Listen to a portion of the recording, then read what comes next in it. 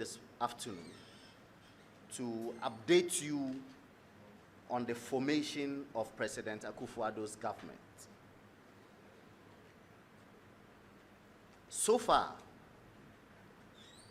the president has named, at least until now, the president had named 46 ministers, which includes regional ministers, 10 regional ministers, 36 ministers, gives you 46.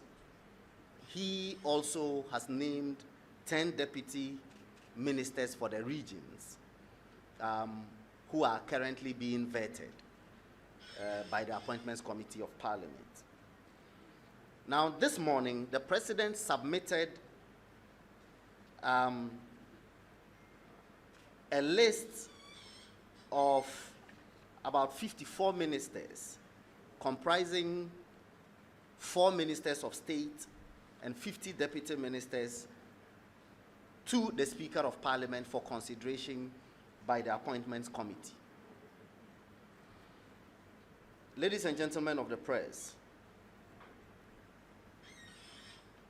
the Akufo-Addo government has inherited a country whose economy is, if you want, at its weakest. And therefore, he requires a strong army that will confront these challenges and resolve them in the rapid manner that we require in order to put our country back on the path of progress and development. If we keep doing business as usual, we cannot transform the country in the manner that we envisage. Ladies and gentlemen of the press, this number of ministers that the president has presented to Parliament brings his entire government to 110 ministers of state and deputies, who would assist him deliver on the very ambitious program of national transformation and development, which the people of Ghana have charged him to implement. As you are aware, the 1992 Constitution, in Article 78(2), empowers the president to appoint such number of ministers as may be necessary for the efficient running of government. The president is therefore minded by this provision and the ambitious nature of his transformational agenda to put together a government that answers both to this constitutional provision and the need for the rapid transformation of our country. In addition to this, he has named 4 metropolitan chief executives and is consulting relevant stakeholders to complete the appointment of the full complement of metropolitan, municipal, and district chief executives. And now that the Council of State is in place, the president is consulting with them to formalize other appointments that need their consent. The president hopes to have the full complement of his government by the end of March, as he stated in his State of the Nation address. He would also like to assure this nation that in putting together his government, he has been guided by the competences and experiences of the people and the legal requirements for making such appointments. He's also minded by the output that the people of Ghana expect at the end of his term. Ladies and gentlemen of the press, leadership is about taking the less traveled road. It is a willingness to be damned in the certain knowledge that if you do get to the promised land, the same people who damned you will be your praise singers. A leader must raise the bar. President Akufo-Addo therefore solicits the support of the Ghanaian people in taking the difficult decisions that would ultimately transform our society. The reason the countries of East Asia have reached the heights that they have reached is because they had leaders who took the initial difficult decisions that ultimately transformed their societies.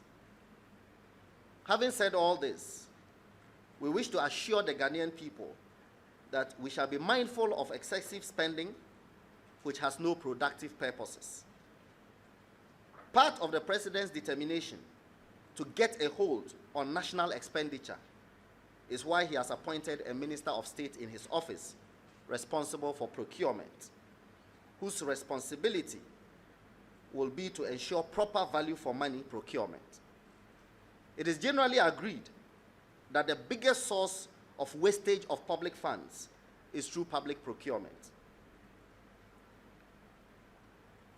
An expert in procurement law, Sarah Joasafo, has therefore been nominated by the President for consideration as minister in his office responsible for public procurement to take care of the business of fleecing the state through public procurements. Never promised a lean government. Nowhere did we ever promise a lean government. Because in our view, it is not the leanness or bigness of a government that determines its output and its ultimate performance.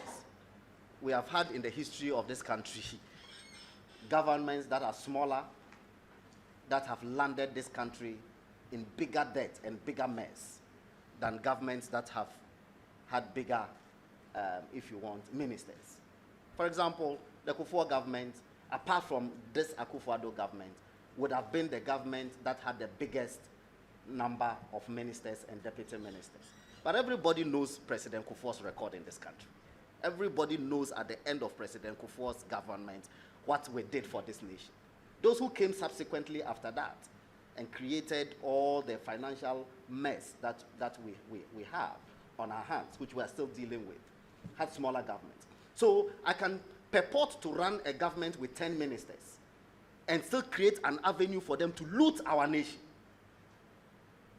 if that is what the Ghanaian people want. Or to have a government that is bigger than that, but which has people of integrity, of honesty, who are on the job and doing the things that ought to be done.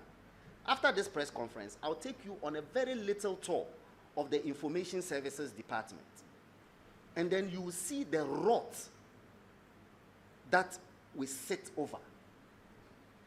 Precious material, national heritages have all been lost over these years due to neglect. And so, don't you want to have a minister and the ISD, Information Services Department, you need to have been here to see the euphoria, the excitement when they heard that we were re-establishing the Ministry of Information. Because the kinds of things that the Information Services Department holds, the treasure that they hold for our country, you need dedicated and commitment surveillance of that aspect of our national life all the time in order to get it back on track and get our country really working. So it is not about leanness or bigness. It is about, at the end of the day, what will be the deliverables, what it is that we shall do. For example, I gave you the example of Addo Asafo, who is being appointed or nominated as Minister for Procurement. Everybody knows over the years in this country that procurement has been the biggest source of fleecing our national coffers. So and now you want to get somebody on that job who will protect the public purse and ensure that we have value for money procurement and end all this business of sole sourcing, which has no purpose. So you may want to pay a certain number of ministers to protect the bigger purse, or to appoint a smaller number of ministers and let them milk the national coffers. We have chosen the former, which is appoint such number of ministers as will create efficiency, productivity, and ensure value for money dealings in order to protect our country's public purse.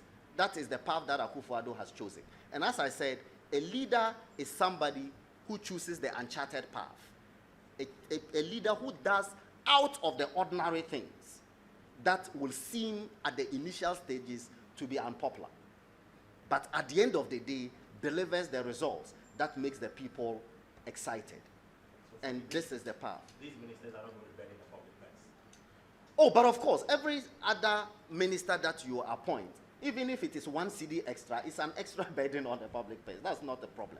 But what we are saying is that it is what will bring efficiency and it is what ultimately will help to protect the bigger money. Are you following me? I am not in the business of going back to history and recalling things and sounding too partisan. But really, if you have 3 ministers of state at the Attorney General's department, okay, who will not pay 51 million cedis to somebody, versus 1 Attorney General who will recklessly sign off Ghana's money, which would you prefer?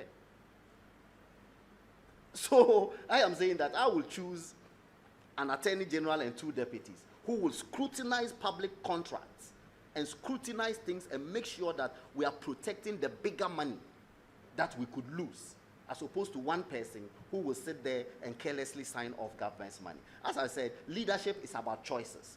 This is the path that President Akufo-Addo has chosen in order at the end of his term to be able to account to the people and say, this is how far the Lord has brought us. In all this, ladies and gentlemen of the press, let us be assured that President Akufo-Addo is determined to deliver a government that will meet the aspirations of the Ghanaian people.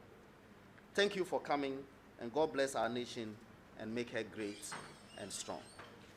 Thank you.